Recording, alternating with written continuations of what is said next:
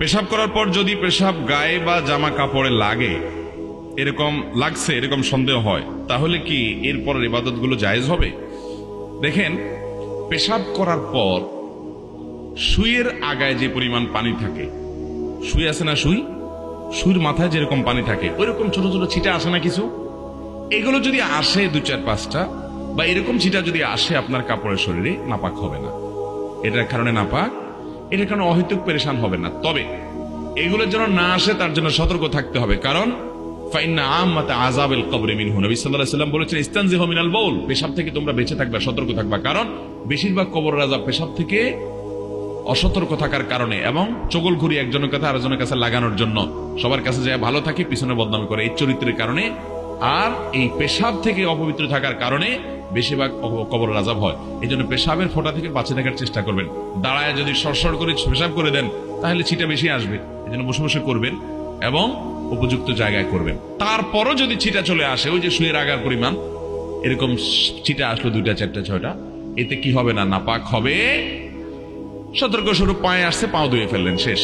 আর কাপড় লাগলে কাপড় নাপাক হবে না এত অল্প পেশাব লাগলে, কারণ এটা থেকে একেবারে এইরকম সুই পরিমাণও লাগবে না, এটা থেকে বাঁচা সম্ভব না, যার কারণে এটুকু মাফ। শুধু সেটা নয়, অনেক সময় দেখবেন টয়লেটে বসলে মাছি আসে, মাছি যে একবার ওই নাপাক জায়গায় বসে আবার আপনার শরীরে এসে বসে, এর কারণে শরীর বা কাপড় নাপাক হবে, কারণ ওই মাছির গায়ে বা তার পায়ে এত কম নাপাক লাগে যে ওইটা কোনো কাউন্ট করে গণনা করা কঠিন, যার কারণে সেটা মাফ, এটা লাগলে অসুবিধা হবে না।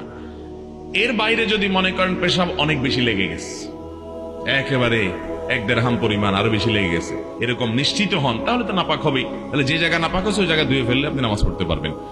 আবার অনেকের আছে লাগে নাই কিন্তু তার সন্দেহ হয়েছে, যেমন প্রশ্ন যিনি করছেন উনি, অনেকের আছে এটাকে বলা হয় সূচিবায়ুর রোগী, আছে না এই রোগ, যে লাগছে মনে হয় এই মনে হয় দিয়া নাপাক হবে না, এই মনে হয় কোনো বেল নাই, এটার পাত্তা দেওয়া যাবে না। এরকম সন্দেহ রোগের কারণে অনেকে দেখবেন ওযু করতে আধা ঘন্টা সময় লাগে, আছে না নাই, ওযু করতে আধা ঘন্টা সময় লাগে কেন? তার সন্দেহ হয় মনে হয় একটু শুকনা রয়ে গেছে। হাদিসে আসছে 3 বার ধুইতে, সে 30 বার ধোয়ার পর তার সন্দেহ থাকে আরো, এটা সন্দেহের রোগী, এই সন্দেহকে পাত্তা দেওয়া যাবে। আপনি 3 বার ধুইবেন, ডলবেন, এরপরে যদি আপনার মনে বলে যে মনে হয় শুকনা রয়ে গেছে, ওরে বলবেন তুই দূর হ, আমি হাদিস অনুযায়ী 3 বার ধুইছি, অতএব আল্লাহর সাথে আমি বুঝুম, যা, কোনো টেনশন নেই। টেনশন করবেন না, এই অতিরিক্ত টেনশন করতে অনেকে উযু করতে করতে নামাজ শেষ হয়ে যায়, জামাত শেষ হয়ে যায় 1 রাকাত 2 রাকাত, আছে না নাই? মুখে নিয়ত, এটা তো পড়া কোন নির্দেশ করানো দিছে নাই। আমি একবার এক ব্যক্তিকে দেখলাম নামাজের পাশে দাঁড়াইছে জামাতে, আমার পাশে এসে সে নাওয়াইতুয়ান পড়তে পড়তে এই অর্ধেক পড়ে আবার শুরু থেকে পড়ে, হয় নাই মনে হয় আবার পড়ে, এসব করতে করতে ইমাম বেচারা রুকুতে যায়, রুকুতে ওইটা দাঁড়াই হয়ে গেছে, আর সে নাওয়াইতুর মধ্যে পড়ে রয়েছে, যেটা পড়ারই কোনো নির্দেশ ইসলামে নাই। তো যাই হোক, কোন প্রকার সন্দেহের রোগকে গুরুত্ব দেওয়া যাবে।